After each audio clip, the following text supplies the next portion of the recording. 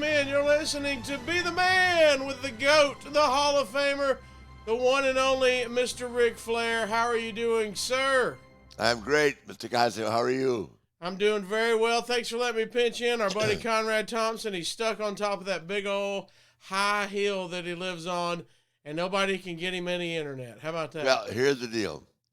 When you got a crib that big, you just can't expect it to just lights out, just jump back on. I'm sure he needs generators, antennas, all kinds of shit for that place.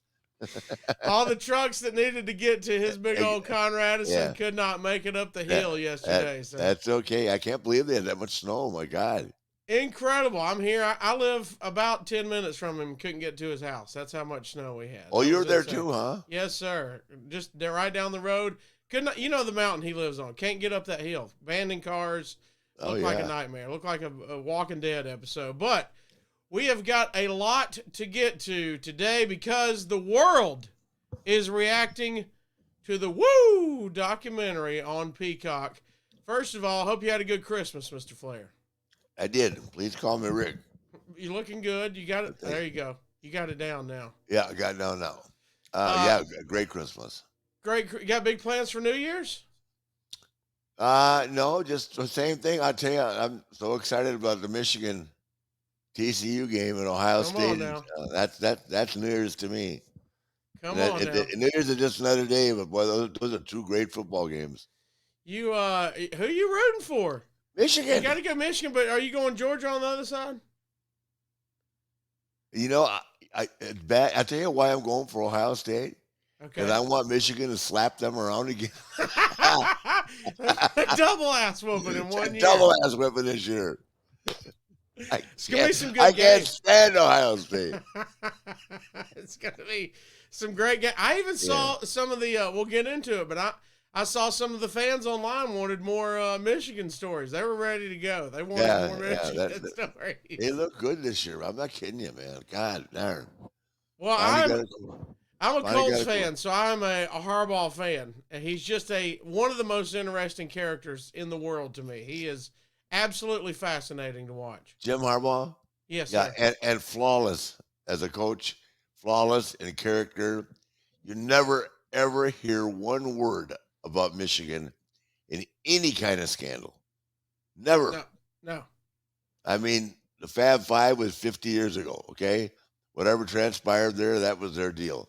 But with Jim Harbaugh at the helm, you don't hear about recruiting violations. You don't hear about the kids on the team getting in trouble. He's that respected, and he runs a tight ship.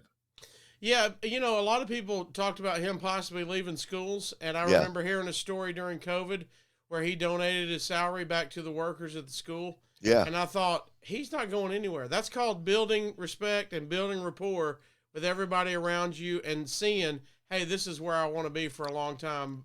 He's a special guy. Because he didn't even announce it. And it was one of those that just came out later, and it was, man, that guy's doing the right thing just for the right reasons. Yeah, he's unbelievable. One of a kind. Well, we got a lot to get to. Let's start off with the documentary you first saw at the WOOOOO documentary on Peacock. Everybody, go out of your way to see it. If you're watching this, hadn't seen it, I don't know what you're doing with your life. But great documentary. I've seen all of them. This was a very good one. We had the family gather around right after Christmas and was able to watch it. Had ladies in the room that were not wrestling fans. I had my niece here, was 12, and was going, I said, do you even know who Ric Flair is? She goes, everybody knows who Ric Flair is. And she was fascinated with it as well. So how did you think, just the overall umbrella before we kind of dive into who was in it and what they said, overall, what did you think of the final product? Well, I thought it was very fair, very good. And I thought, once again, with the exception of Bischoff, I thought that everybody spoke more than, I was thrilled at what some of the people had to say. And I just want to start it off by saying that the only mistake that Bruce said, and Bruce, of course, and I are very close friends, is I didn't anticipate being the biggest star up there. That's the only thing Bruce said wrong, because I was never a big star up there. I was a bigger star probably the second time I went back at 52 years of old, at 52 years of age than I was even then, because people didn't know who I was. I just wasn't on their TV. So I thought Bruce was spot on. Thought he was great. I'm just overwhelmed with what Austin said, Taker. But those are my friends, and to have that many celebrities, I'm close with Stephen A. I guess I just looked at it and said, boy, these are all my friends. And how lucky am I? I mean, I'll see Bruce in a couple of days. I think the world of Bruce. But the only thing he said is wrong is I didn't go up there thinking I'd be the biggest star. I just was glad to get out of WCW. That's the Yeah, only thing that Bruce said that was inaccurate. I I had never, I just wanted to get the hell out of town. And I certainly didn't think I was going to win the Royal Rumble. That was never even talked about. never. Never. No. When did you know you were going? Well, believe it or not, Jake Roberts told me that day in the gym, and I didn't believe Jake. Really? Yeah, he said, "Here you go. Congratulations! I hear you're going to win it." I have. I said, "What are you talking about?" It's the last thing I was thinking about. I was just so glad to be away and be with friends that were real. You know what I Um, mean? I thought I thought that I was going to bring up the fact that I thought Eric was kind of on brand for Eric. I think he kind of stood his ground and said what he always says. But in my mind, Bruce had some of the. I mean, it was quick, but he had some jabs. I thought, like you first when you mentioned, he said, "Hey, Rick thought he was going to come in and be the top guy, and he just wasn't a top guy." I Um, wasn't. I wasn't. I don't mind that at all. The truth never hurts. it's a good place to be in life, isn't it? A Yeah. lot of people can't handle the truth. No, the truth. Hey, the truth don't hurt. It's when you're bullshit around. It's like this thing I'm reading on. You just can't help but pick it up, Eric. Not to change the subject. I hate even to talk about it, but Eric is saying now that I didn't wasn't instrumental in him getting his job. Well, I negotiated my deal. Here's what I'm going to do. I'm going to have Bill Watts on the podcast next week. I negotiated my deal to come back to WCW from WWE with Bill Watts. So how was Eric in charge? I don't Why think would he I was be there. negotiating? Why would I be negotiating with Bill Watts if Eric was in charge? It's a good point. I'm It's a gonna good have Bill point. on the show. I'm gonna have Bill on the show. And you know who reaches out to me all the time? Bill Shaw. Really? Yeah, dude, I mean, the stuff with Eric is just I go on and on. I mean, do you know one more story about Eric? We'll let it go because it's not worth it. He's just so full of shit. Um, so he and a guy named God, one of the guy that promoted for WCW for years, Zane Breslov. You remember the name, right? Yes, Zane They, Bearsoff, they yes. called me and they said, "Look, tickets for Halloween Havoc aren't going well." I said, "Why would they?" I put Hulk over in Orlando. I put him over in Des Moines, Iowa. What would possibly make you think that we would sell out Detroit if we had Mr. T and Tommy Hearns and Muhammad Ali? Who gives a shit? It's the third match. I'm not going to win the title in the cage. And they go, Eric goes, "Well, we put up your career." I go, "Okay." I said, "Yeah." I said, "But I need a guaranteed deal." God's honest truth. Okay. I made Bill Shaw bring me a guaranteed deal. I was supposed to be off for a year. So at least looked semi legitimate. I signed it before I went to the ring. I'll have Bill Shaw on the show. I Right did the before you went favor to the ring. before I went to the ring. I signed it. I'm admitting it. I held him up. I said, "I'm not going to just retire." I didn't hold him up. I said, Right. "I'm not going to retire, and I'm not going to trust Eric Bischoff." And who would, right? Okay. So guess what? Less than a month, they called me. We need you back at work. And I went down and got dressed up in the crowd and jumped in and whatever that fucked up show was we did where Arn put over the Renegade in 13 seconds. I mean, it was just a debacle. And this is after you had already you negotiated a year off. You're Yeah, back in a month already. yeah. Well, I didn't take him at his word, Yeah. but I would have retired with no contract, no future, nothing. But within a month, you know why? Because nobody else would wrestle Hulk. Wow. And let's just do another analogy. Let's say that I didn't go back. to WCW. Okay? Okay. Guess what? No Hulk Hogan, no Randy Savage, no Piper. What if I didn't go back and say, let's just say that Eric got Hulk to come, found another way to get to him, introduced him, and all that, right? Who was going to put Hulk over? Sting, Vader, Rick Rude? You're the man. No, I changed the course on the history of the business. Right. I mean, I just did. Who was going to put him over? He only wanted to work with me because he trusted me. He didn't want to work with. He didn't want to work with Leon. He didn't want to work with. He didn't want to work with Rick. He didn't want to work. And why would Sting put him over? I mean, it made no sense. You're the logical choice and the biggest choice. Yeah, and but the best choice. But think about it. What if I didn't go back? Who does the job? Nobody. How does he even get Hulk there? Hulk kept walking into a hostile environment. He didn't have to. He didn't need the money. So I just leave it. I mean, let people put the pieces together and think about it. I held him up, man, at the door. I said, I don't trust you, Eric. Bill, I trust you, but only in writing. True story. Incredible. Yeah, Incredible to think about what would have happened. I don't know. I doubt very seriously that it would have ever landed Hulk Hogan because there was no one there he wanted to work with. And there would be no reason for Sting to put him over. Much less 3 times. Much less Savage 3 or 4 times. And like they said in the documentary, they needed somebody to, quote, punk out, and you were the biggest guy to do that and to prove what they were doing. I don't, but I that's the truth. I don't mind doing a job. Right. Just pay me. Pay me. Not even half. But more than a quarter. Like Kevin Nash used to say to me, half of a lot's a lot. Because half of what their salary was still more than mine.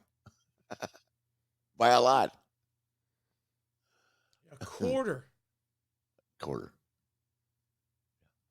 Man, I'm not even you, and that seems disrespectful as hell. I can't imagine. How do you think I felt? Oh. I mean, it was. I couldn't drink enough martinis at night to keep myself afloat. I mean, me and Mean Gene, we ran to the bar. Just for personal reference, what was Mean Gene's drink of choice? And can I ask you, as a wrestling fan? Yes. Do you remember when Hulk and Kevin were supposed to wrestle? Yes. Right? And I don't even know what transpired. I have no idea. But what did they accomplish by doing that thing where they just put the belt? I don't understand that. What did they accomplish? Yeah, I'm probably not the best guy for that. The Fingerpoke of Doom, are you talking about that? Yeah. What does that mean? Finger point of doom. He finger poked him and he went down. Easy. Yeah. Yeah, I don't. What did that accomplish? Just a swerve of a swerve, which again goes back to your question. What did it accomplish? I don't even know. I was at the bar by then. You were at the bar by then. Was it Eric the Boss then? What's that? Was it Eric the Boss then? Yes. Yeah, okay. What did they accomplish? Well, we still talk about it. I don't know if it's in a good way, but no, I've been asking. Yeah, no, look, if you listen you can just call me 1 quarter paper on. Don't even call Rick. Just say, hey, 1 quarter, how you doing? That's well, if anybody listens to 83 Weeks, Conrad gives him shit about it constantly, for sure. About what? About the finger poke of doom. Okay, that's the same night as that's going to put butts in seats. That's the same night, the whole deal. I mean, really? What was that? I swear to God, I have no idea. I was long gone by then. But what did they accomplish? Not a lot. Not a lot. We're talking about it, but I don't know if it's the good one. That's all I'm asking. I'm just asking what they accomplished. So that was another great call under our boss.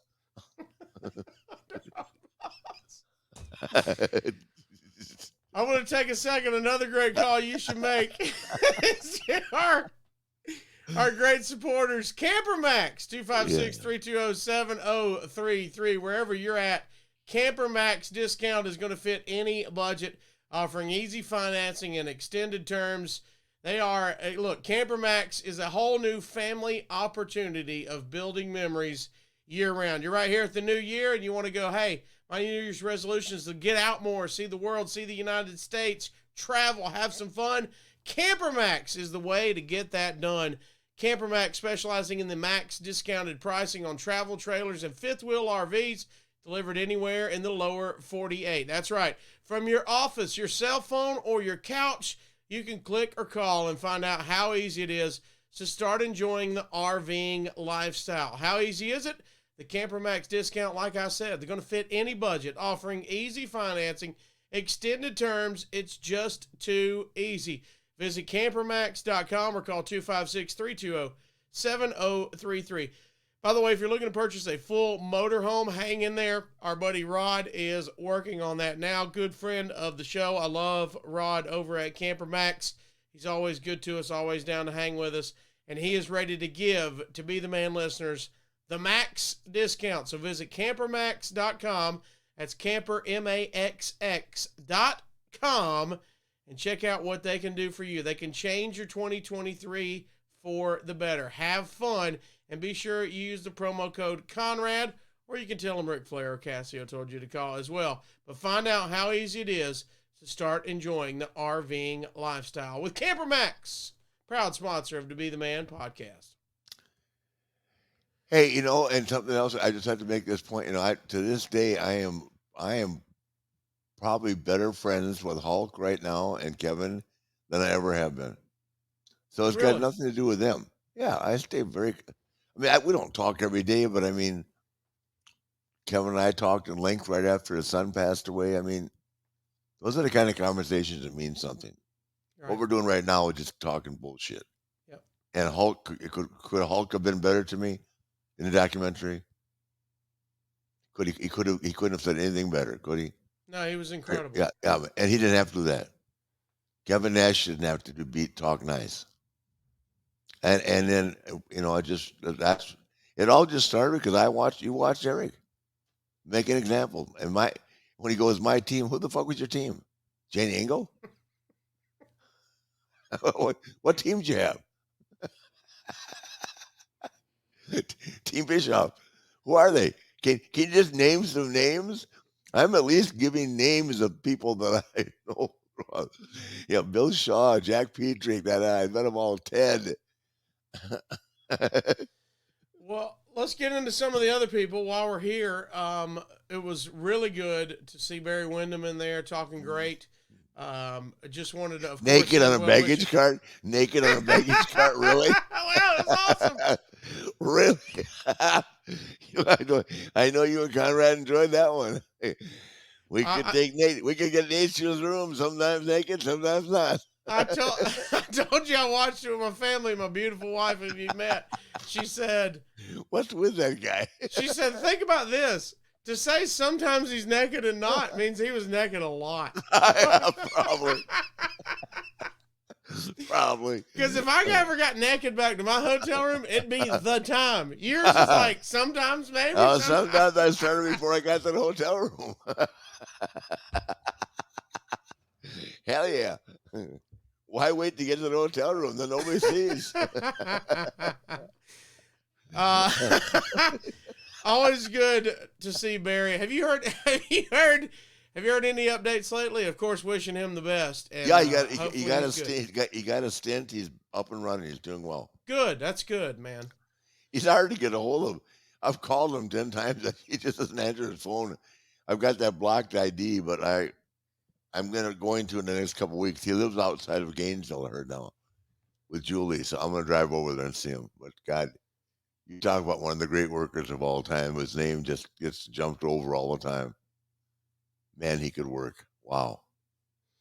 He was incredible, and it was good to see him, and it's good to hear the update from you of, hey, he's doing good. By the way, if anybody out there is watching this and want to help him out, I know he's got a GoFundMe for all his expenses coming up.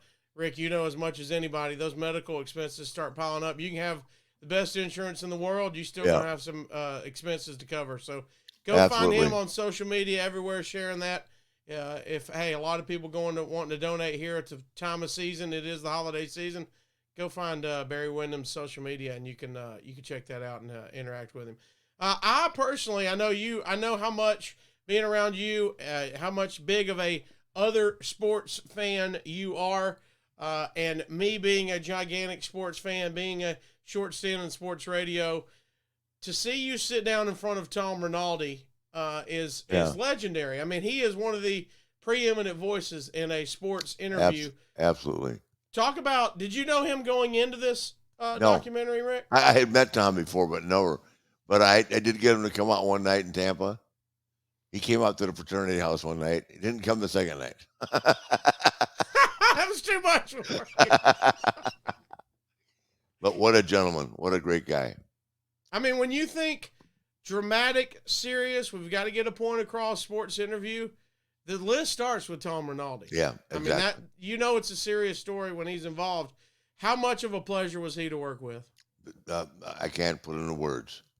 Between he and Ben Hauser and Dirty Dan, I mean, and all the people that were involved in the film, it was just a wonderful experience.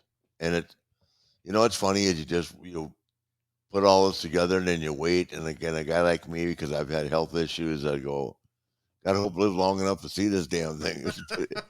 But now it's coming, it's gone, and it's behind us, and I'm really happy with it. I'm telling you, I'm not mad at Bruce for 1 second. People say Bruce was really pretty hard on you. I go, Bruce was spot on. But the only thing he said wrong is I did not think I was going to be the biggest star up there. I just wanted to get the hell out of Dodge.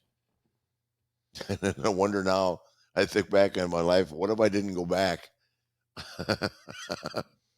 Who knows? You never know. Vince could have changed his mind the next day and started using me again. You know what I mean? That's the way the business was back then, because it had gone into a lull. When a guy as big a star as Hulk Hogan walks away from the company, it's gonna be a different day. And I mean, that just changed the whole atmosphere, and it changed the whole level of playing field at WWE. Not only was a great guy to work with, a great guy to have fun with, but he was that big a player. And when he left, I mean, it was like, what do we do? The Warrior didn't work. Randy didn't work. I didn't work. Brett didn't. I don't know if Brett worked or not. I don't know. But if I could have, I stayed. I still feel like if I had stayed, he would have come back around to me again, because I felt like I was still a good enough worker at that time. But who knows? So it's I just look back and say I'm thankful. I'm just more than thankful for the opportunity that Vince gave me to be there. I mean, it's historic. Because they showed me shaving my head. That's how I left WCW. I was going to bring up the shaving head. And another very important point that I had forgotten about till I watched this. You forget about things. If all these other guys made WCW, all the list of lists, right, that were better than me and things, why did Vince insist beyond argued for 3 days that me and Sting be the last one? Wow, I never thought about that. Food for thought. If all these other guys made WCW what they are, why did he insist on the purchase that me and Sting wrestle? Wow. What was your thoughts when they did the recap of that final match? You think they nailed it? Your thoughts going in and just, hey, where you were mentally and my match with Sean? No. Before that, the match, you're in the shirt and your first retirement. Oh, I hated it. My hair hadn't grown back. I hadn't worked out. I could have cared less. They shaved my head. That's how they left me. I mean, as a casual fan, I thought that was one of the most fascinating parts. I I knew it was a big deal that you were losing your hair, but how much that affected you mentally, that was a big deal that I picked out from the documentary. I It don't was think the casual end. fan knows that, of course. 10-time NWA champion. Thought of in the same breath as Dory, Terry, Jack, Harley. Did they ever have that done to them? No. You wonder when my self-confidence was gone? Spray painted you? Hmm? Spray painted you, shaved Spray, your head? spray painting. I don't mind that. I'm talking about the stuff that Russo and Eric did together. And Eric's last words were to me. We're in Richmond, Virginia when we did it with my son. His last words were to me. I'll never forget it. He goes, "Keep your word about shaving your head." He just didn't. He just would not. He could do any. He couldn't think of enough things to do to me to humiliate me.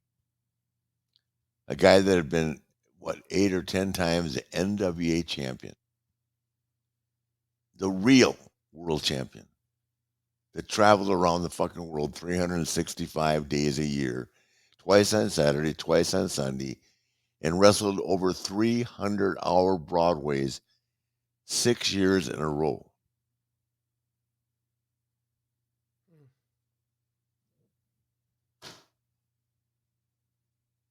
Incredible. No, I'm just saying that's what. How do I ever earn that lack of respect from him? He don't got to worry about me calling him to have a drink now. And I used to like to drink with him, but I see this. People want to know why. We go, why does this stuff come up? You can't get away from it when they make documentaries. They're gonna always play what happened in your life. That's what makes it interesting. Yeah, I mean, it's just ridiculous, but that's all it was.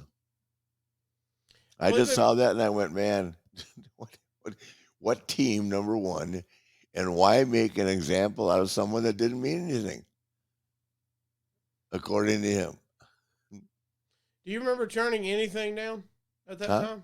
You, they said they pitched a lot of things, and you were the man. You agreed to do all of them. Do you remember turning anything down, or did you accept all the things they pitched Oh, to you? after going through the lawsuit, sitting out for a year, why would I turn anything down? To Right. go home again? You're defeated by that point. Defeated. But I didn't mind. I mean, as long as I didn't mind, like when Kevin wanted to put me, I go, hey, I can pull it off, man. I'll make it entertaining. And I did. Me and Scott Hall riding on the bus and that. Besides that, One Flew Over the Cuckoo's Nest is one of my favorite movies. So, I just took over Jack Nicholson left off. Me and Scott running around. Goddamn. That was pretty entertaining. It was pretty entertaining. uh, real quickly, but and we got a lot to cover on the deal. A character that I haven't seen much of, but you have obviously worked with before, the author Keith Elliot Greenberg, who did Yeah. To Be the Man. Just talk about him real quick. How was it a great to work with him? You've had many experiences with him in the past, and he was a big figure in this documentary. Yeah, I didn't know that he was until I saw it. Yeah, I like Keith, but here's the deal. It's very hard for anybody that grows up. I said this when I was in England on tour. Anybody that grows up in Greenwich Village and grew up on the 5-state WWWF, whatever it was back then, to even understand anything about my career and didn't understand anything about Southern wrestling. And we had huge arguments when we wrote writing the book because he wanted me to. He was trying to write it like I was Freddie Blassie. Every other word was fuck, fuck, and I said I don't talk like that in real life. He said, "Well, it's more catchy." I said, "No, it's not catchy me." So we had to rewrite it with Mark. Thank God Mark Madden came along and helped me rewrite it. Um, because it just wasn't me. But I like Keith. I mean, he really tries hard, and he obviously understands the business, and everything he said is true. So I mean, I have no problem with anything that Keith said or did. I just meant when we originally picked him to write the book, I went, God, I didn't realize that the guy. I said, "Where are you from?" Greenwich Village. Okay, but he grew up on Bruno San Martino, and that's when people ask me, that they thought I've never disrespected Bruno San Martino what I wrote in my book is that anybody that's made that kind of money and drawn that kind of money shouldn't just be bitter and mad and tell everybody that is working, whether they are or not, that they're on steroids, which he did. He got bitter when Vince didn't use them. These are, I mean, I'm there. I've seen this. Okay, Right. and we made up and we apologized. I didn't mean it bad. It's nothing about him. But when you're a champion of 5 states, it's different than being champion of the world. It just is. Right. And yeah, I mean, nothing from him. He drew huge money, but there's a big difference. You know, there just was. Well, here's a big difference. In 2023, Rick, you can attest, when the boys travel the road, there is a destination restaurant when you get to Baltimore, and that is our friends over at Jimmy's Famous Seafood. Woo! Love it. Love it. Yeah. Jimmy's Famous I don't know. Seafood, shipping food nationwide. Now, you don't have to go to Baltimore. You can get it delivered straight to your front door. Free 2-day nationwide shipping on orders of over $125, excluding the steamed crabs and the fresh items. Use promo code FLAIR. You get the Maryland crab cakes, the soups, the chowders, the oysters, the signature steaks, plus desserts and gluten-free items. And they have incredible packages for you, the To Be the Man listener. They've got the famous gift box. You got that Christmas money burning a hole in your pocket? You can get the gift box. That includes 4 of the world's best colossal Maryland crab cakes, 2 different crab soups, crab dip, seafood seasoning, and their signature bay sauce, or the tailgate bundle. Woo! Football, like we said, Michigan's about to play. Georgia's about to play. We got the college football playoff. We got the NFL playoffs right over the horizon. You can get that tailgate bundle delivered to your door. 2 pounds of wings, a full pack of barbecue ribs, a pint of crab dip, and the crab cake mix. Or you can create your own package, of course, at Jimmy's Famous Seafood. Over 40 years in the business, has been featured on Diners, Dine-In, and Jives, Beat Bobby Flay, and more. Jimmy's Famous Seafood. You can get that free 2-day nationwide shipping if you go to jimmysfamousseafood.com and use that promo code FLAIR. Rick, I just talked to Jim Ross yesterday, and he said it best. Every one of the boys in the business over the years has a story about Jimmy's Seafood under their belt. Yeah, absolutely. And Sabatino's, which is no longer there, unfortunately. But God, the guys love it. It's a fabulous place. Sabatino's, the Little Italy place? Yeah. I went last time I was in Baltimore. I was with Conrad, and he said, "Hey, we got to go to Sabatino's. All of Flair's incredible stories." I did not know it was no longer there. Oh, I just heard that. Now I don't know that for a fact. I hope it's still there, but basically, Little Italy is just like everything else with change. Really? It's gone. Yeah, Wow. all those restaurants. We used to drive down there, and it was like 10 world class Italian restaurants. Oh, it was an incredible place. Yeah. Incredible food, and everybody's got their stories there. So there you go. Incredible, iconic Baltimore locations. Rick, let's talk a little bit about, well, let me give you the final word. Anything else you want to say about the documentary before we move into newer things a little bit? No, I'm just thankful for everyone that had something nice to say to me. And like I said, I think that I kind of said this on First Take the other day, that you get to a point in life when it means more to you almost to be recognized and thought of in a good light by other mainstream people in other sports or other walks of life. But there's still nothing better than hearing something from Steve Austin or Hulk or any of the guys like that. I mean, it meant the world to me. Taker, I mean, and Bruce. I mean, I consider Bruce, a legend in our business. Bruce has been in it a long time. He has seen it all, just like I have. So I take a great deal of respect for Bruce, and I wasn't offended at all by that, because it was the only thing he said wrong was I never anticipated being a big star. I knew I wouldn't be. But that's only because I understood the limitations of TBS and how far we were strong all the way to Ohio. Then it was gone. I thought an interesting line on Bruce was in 2008 talking about the retirement and you're forced to go out. He said you didn't fight it. Was that true? No, I didn't fight. No, the way they laid it out was awesome. I mean, I obviously, who wanted to? I didn't ever want to leave. Right. But I mean, think about Shawn Michaels, caring about me that much, and then wanting to be, saying the things he does about me. It just puts me in a special place. And Shawn's another guy like Kurt Angle. So happy that they never came to WCW. Oh, I mean, it would have changed our lives too. Kurt, especially, would have never, ever had the career there. And I totally concur with Kurt. He's talked about me and Eric and I'm not even mad at Eric anymore. But it's important that people know the real story. And until the story is really straightened out, and if I got to have Bill Watts come on the show or Bill Shaw, I will. I did not make my deal with Eric to come back. I made it with Bill Watts. And he got in trouble over a comment he made about Hank Aaron. I can't remember what it was. And he was gone when I landed there, and Ole Anderson was the boss. And Ole said to me, "What good are you to me after you just did a job on national TV for Kurt Hennig last night," or whatever it was. And I said, "I'll tell you how I feel about that comment." And I walked next door to Bob Dew, and I said, "Bob, it's me or Ole. Make up your mind. I can fly back to New York tomorrow. I did not leave on bad terms." And he said, "Goodbye, Ole." That's why Ole and I don't get along.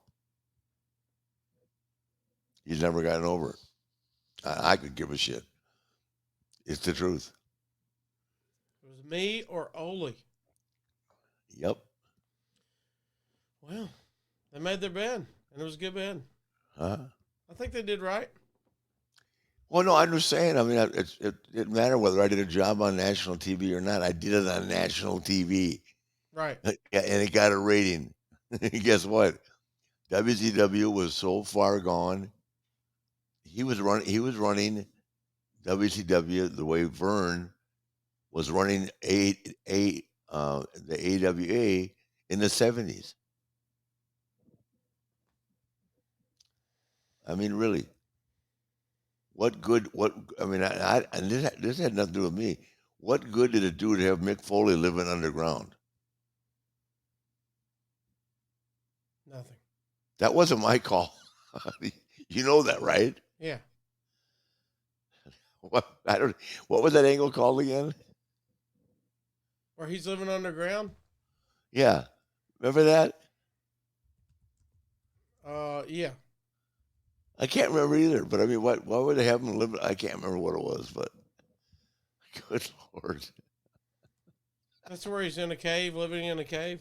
I I don't know, but somehow I'll get the blame for that. But I promise you, I had nothing to do with it. I did not book Mick Foley. He thinks I did. I did not. But we've reconciled. We all do. It's just in this business, if you can point the finger at somebody else, that's what you're going to do. He did it. If it's not a good move, he did it. If it's not a good move, I was the victim of he did it. Flair did it. That's the easy line, isn't it? Yeah, Flair did it. He's the head of the booking committee. What's the booking committee worth? Shit. The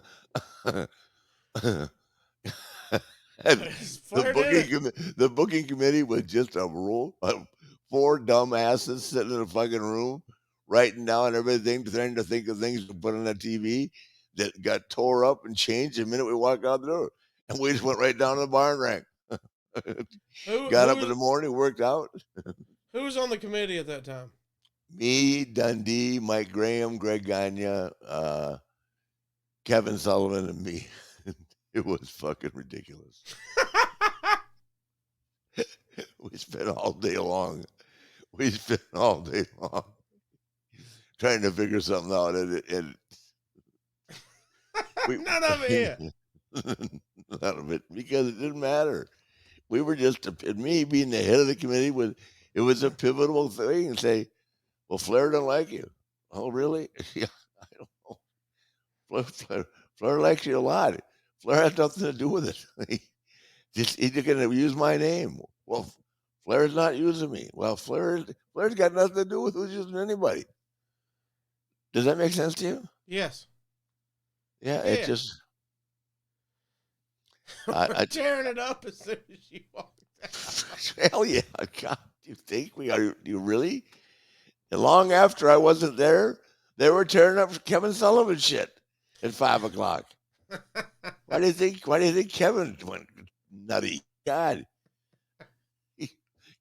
Kevin would walk around on his feet, hyperventilating all day long. No, they put so much pressure, and then at the end of the day, everybody just did what they wanted to do. Sounds like chaos. It was hard. Chaos to say the least. Let me tell you something. Here's the deal. For whatever, and it makes no difference. I have no opinion, nothing. Vince McMahon can walk anywhere in the world today, and regardless of what people are upset with him for or not, he's fucking Vince McMahon. And the guy we've been talking about, big difference. Different deal. For sure. Different deal. Anything they left out of the documentary you wish they would have put in? Do you remember talking about anything else that they decided to cut or anything? No. I tell you, for me, honestly, I was so happy that they had put footage in there they got from Ashley's mom of Reed. That was really hard for me to watch because I always tell people he was on my watch when it happened, but I thought it gave people an insight to how hard it is to go on sometimes. Because man, I didn't know I was going to make it. No shit, Dave. If I had known Conrad when that happened, I probably would have had Conrad.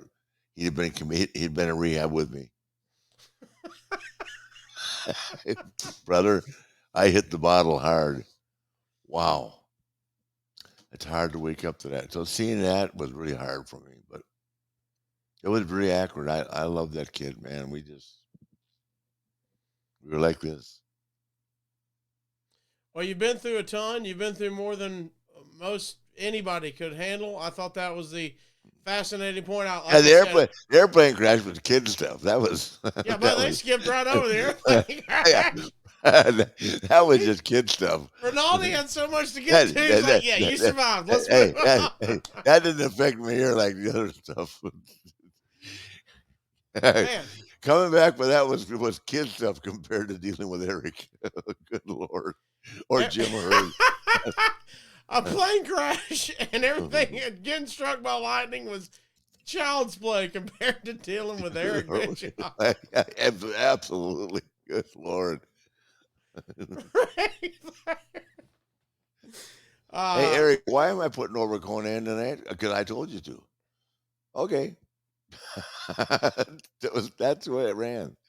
So why do you have me? Why do you want putting over Conan? Because I told you to. Now leave me alone. I got shit to do.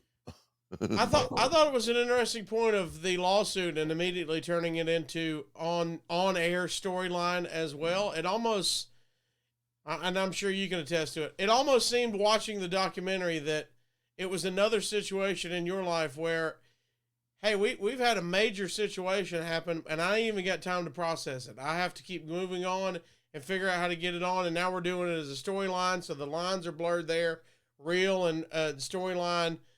What was your thoughts on that? It seemed, I don't know, just your thoughts on seeing that. Maybe just. No, it was real, and that I Were you mean, good with them making it an on-air storyline? I didn't have a choice. I was going to come back or I was going to sit home. So you know what the deal was? They sent me a check each week for a year. Right. The minute I cashed a check, I admit that I'm working for them. Right. So I sat home for a year. I had the gold gyms. I had money to live off, but I had kids in private school. Mia was in college. I mean, it affected me hard. Say that tomorrow you just go home for a year without any money. What are you gonna do? We're gonna struggle. Huh? We're gonna Yeah, I struggle mean, and figure out how to survive. you think that was fun? No. So I didn't have a choice. You think I actually liked putting him over? Have you seen him work? Do you actually think I enjoyed that? Did you ever? Did you? I know you wanted No, to. do you actually think I enjoyed working with him and Russo? I do not. Thank you. I definitely do not. Could either one of them work? No. Thank you. So you can imagine how it was for me. We didn't have a 5-star match, by the way. The only thing we did right in that match is I cut myself again. Thank God. I could still get myself to do that.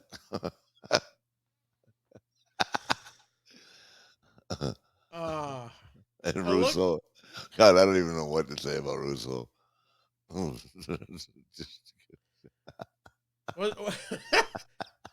on. I feel like I'm down. I'm not even mad at anybody anymore. But these things when you put these documentaries together, you're gonna see it, hear it. Some of it you're gonna like. Some of it I liked everything in it, but it brings back memories, and when one memory leads to another, and there's so much more that nobody even knows. Let's look at the documentary and what if Ric didn't do this? What if Ric didn't come back? What if Ric didn't get Hulk? And what if Hulk came anyway? Who was Hulk going to wrestle? If Ric didn't go get Randy and Randy came, who was Randy going to wrestle? A lot of what ifs there. A lot of what ifs, yeah. But guess whose name's right there in the middle of all of it? Mine. And it's just crazy. What if? Let's do another documentary. You could write that one. I've never heard Hulk didn't want to work with Rick Rude. Rick Rude never got a title shot at WWE. Never. That's interesting that it was because Hulk said he didn't want to work with him. Oh, I have no idea. That I'm not taking. I don't know. I'm just saying. I don't think he felt comfortable with him and Leon at that time. But I don't know. They didn't know. No one ever said that. Was told to me by Eric. Hulk never said it to me. So, but I'm sure I'll get the blame for it. But I never. Rick did it. That's the next shirt. Rick did it. Yeah, Rick said, "Yeah, fuck. Oh, why would you work with Vader? I could do another job. Hey, why would you work with Vader? I could do another job." Incredible. I'll tell you a great story too. This is the greatest thing in the world. So, and Eric is the boss, right? When I beat Vader, wasn't Eric the boss? Yes. Dusty was the booker, right? Okay. I beat Vader, right? I get to the town the next day, and it's me and I forget against Jeff Jarrett, and Jeff will tell you the story. You work with Jeff and Scott Steiner, and we're supposed to go over, and Scott Steiner said, we're not doing the job. To Terry Taylor. Terry Taylor walks over to me and says, "You're not doing the job. He won't do the favor." I go, "Okay, fine, no problem. Call Eric." He calls Eric. Eric says, "No, do something else." Do something else. Yeah, work out another finish. So he's siding with Steiner. If he don't want to do it, then he's siding with him, right? Apparently, he didn't want to tell him to do it. He didn't fire him. Now, if I said I didn't want to do it, I'd get fired, right, or something. Something's happening, yeah. Hell, I just wanted to go to the AU Nationals with my kid. I didn't miss a town. I didn't cheat anybody. I didn't not do a job for someone. I did not show up at a building. I just wanted to take my son to the AU Nationals, which he won. This guy that meant nothing to the company. Hey, it blew up. It's crazy. That's the stuff it reminds you of. It reminds me of all the hurtful things that went down. Memories and emotions that went along with all the memories, unfortunately. Yeah, well, it just, the whole thing started when I watched it the first time. The one thing when I went, God, he's just still the arrogant prick. Of course, they go to me, we said a lot of flattering things about you. Then why don't you play those? Why didn't you play those? That's what I said to him. Well, then they wouldn't have realized what you were up against. Yeah, thank you. So the part that's good is what he did to me. The part he did good for me, I'm trying to think. Okay, let me think. I don't know what he did good for me. I could sit here and talk to him for 3 hours. I can't think of anything he did good for me. He did call me when my son passed away, which meant a lot at the time. That's the truth. And he paid Charles when Charles got his ribs broken wrestling against Randy. So I'll always remember the phone call, and I'll always remember him for taking care of Charles. But as far as taking care of me, I don't know. Not sure how that one's gonna ever sail. Well, we appreciate the Nature Boy taking. I think I bought his last Coors Light. Well, look, in wrestling, you never say never. Right? Never, right? Hell, I'll probably be drunk in a year from now, or maybe 6 months. Who knows? I swear to God, I'm not even mad. But you asked me. People want to know how these things come around because social media won't let you get away from these things. Correct. That's a fact. And if Scott Steiner didn't want to put me over, hell, I don't. It didn't want the end of the world to me, but it's just the way the company ran. He had the leeway to say that and not get any kind of reprimand, and you would have been fired. I guess I don't know. I don't pretend to know, and I don't care. I just know what happened. And poor Terry Taylor had to walk over and deliver the message. I said, Terry, you don't get it. I don't give a fuck. What else do you want to do? That's what being the world champion meant. Here's what being the world champion means to us. Our buddy Ric Flair has hit us with some Woo Wings. Yes, baby. Thank God. Yeah, Nature's very own virtual restaurant brand, now operating in more than 30 locations across the country in 11 different states, and many more on the way. You can order the legendary flavors in the World Championship Woo Wings from your Uber or your Postmates app. Nashville, San Antonio, Miami, Jacksonville, and Clearwater in Florida, all over Los Angeles and New York, Charlotte, of course, Raleigh and Concord, North Carolina, Atlanta and Richmond Hill in Georgia, Tuscaloosa, and right here where I'm at in Huntsville, Alabama. I get the Woo Wings delivered straight to my front door. Plus, Tulsa and Providence now on the list as well.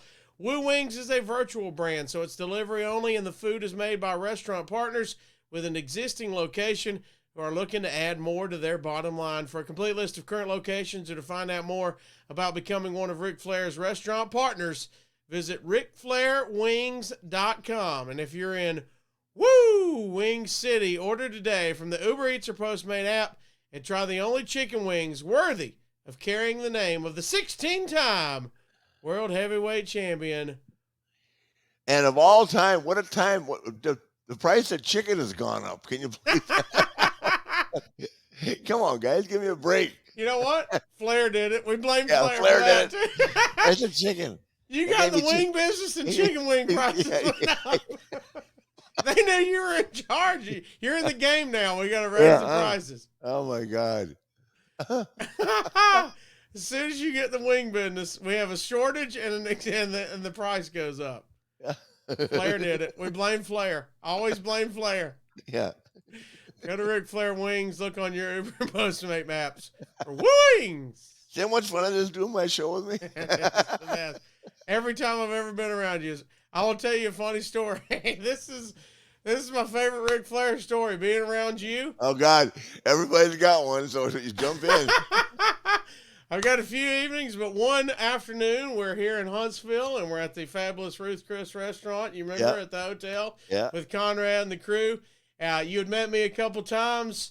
It was the first time you met my wife. I clearly am in the married up club, and well, no. It was my favorite moment. After about 30 minutes to an hour, and my wife's sitting next to me, you finally looked over, and she went to the restroom and came back. She said, you looked at her and you said, now who are you with? And I said, that's Big Booty Judy. And Conrad goes, that's Casio's wife. And you looked at Conrad and you said, well, he must be famous or got a fairly good sized hog on him because he shouldn't be with her. And my wife looked at me and said, neither. That would be me. About every 30 minutes, you just look at her and go, you're with him? I do remember that. He's either famous with a lot of money or he's got a fairly good size hog on him. And she said, neither. You just said, I don't get it.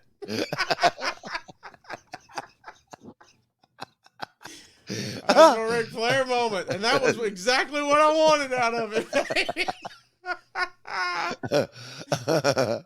All right, let's before we get out of here, I want to hit a couple of topics outside the documentary just before we get out of here. You always love to keep up with the headlines of what's going on out in the wrestling world. First of all, do you know we're at the 40th anniversary, Rick, of the legendary Flair versus Von Erich match in World Class, and that ends up, of course, forming the Freebirds. Mm-hmm. Talk about just now looking back on it 40 years ago. What an incredible memory that was, and a moment in wrestling. Yeah, it's hard to believe it's been that long, right? Reunion Arena sold out, insane, Christmas night. So I always had to leave. Like that's something else that I think people got a better grasp of. It was my traveling was crazy. To be in Dallas because of weather issues, like some people just recently missed a house show, I think, with the because of weather issues for WWE. So, back then I can't miss a show. I mean, I'm the world champion, right? So I had to leave on Christmas Eve. So that was just another day without my family. And then, God, you talk about lonely. I'd go back. I'd wrestle, and then the guys are not going to hang out on Christmas night. They're going to get their ass kicked if they don't go home. So I just get a ride out to the Hyatt at the airport, and just the bar was closed. It was horrible, but it was a great night. And man, you talk about wild. The fans were insane. When I'm trying to think who slammed the door. Did I slam the door? The cage door? I believe so. Yeah. Or the Michael slam it. Is that how the Freebird started? That he slammed the door? No, I think the Freebirds were already together, but this really turned them heel full fledged. I mean, that went into that huge stadium show. I mean, holy cow! When you could have seen Mike and Terry and Buddy were hotter than hell, and they were the match before me and Kerry at the stadium show, the David Von Erich Memorial. And when Fritz and the other two boys put the claw on the three of Freebirds, the crowd was insane. And then me and Kerry had to go out and follow that. But it was like the Freebirds were over. Michael Hayes has contributed more to this business than he's ever going to get credit for. From music to talent to interviews. And I mean, I love Michael. I like Buddy and I like Terry a lot, but Michael Hayes is one of a kind. He's golden. Really. One of a kind and a golden guy, and so damn smart, and he's been around it so long that he can actually sit down and rationalize, if you can take what you were so good at 4 years ago and work with kids today, then you've got a special talent, and he does. Well, Rick, I appreciate you joining us, reminiscing, talking about the documentary. I thought it was absolutely fantastic. It was always a pleasure to look at it. And I just want to say this couple things. I've already seen online on Twitter, social media, a lot of people are going to start trying the Ric Flair Nature Boy drinking schedule, where you start with the ultras and you end with the wine, and you have some cranberry. Actually, I've actually gotten off the red wine. It's just the Mick Ultras and then right to the vodka now. I saw a lot of people saying they were going to give that a shot. The red wine got old. It's just the cranberry and the vodka and the limes now. Okay. Now as I get older, a splash of sugar-free Red Bull. Just a little. And of course, keep yourself hydrated with water. Tons of water. I saw a lot of people talking about that, and I want to say this personally and emotionally. It was the moment that hit me. Of course, first of all, it's been an honor. I thank Conrad and you for letting me pinch hit this week. We had fun. Conrad will be back next week, but you ended the documentary with a very emotional line, and you said you don't remember waking up and feeling good about yourself. And I just want to tell you. You are the GOAT. You are the greatest of all time. Like Jim Ross said, you're the greatest to ever. Lace up the boots, my friend. And I hope one day you get that. I hope one day you get to wake up and feel good about yourself, because you should. You should have already. Oh, I do now. I hope you get it. Good. I do now. Yeah, it took a long time though. Mixed emotions about that, but hey, the one thing about me that is dead on is I caused myself a lot of problems. Nobody, not Eric, not anybody. I brought a lot of problems on myself with personal choices I made that were wrong. But I recovered from all of them, and I'm past it. But make no mistake, I will take all the credit in the world. Mistakes I made myself.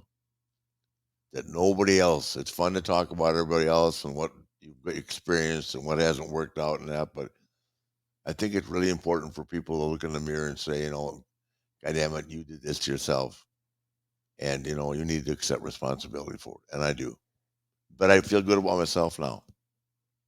And I really like working with you. Screw Conrad. And by the way, your wife is you are the luckiest son of a bitch of all time.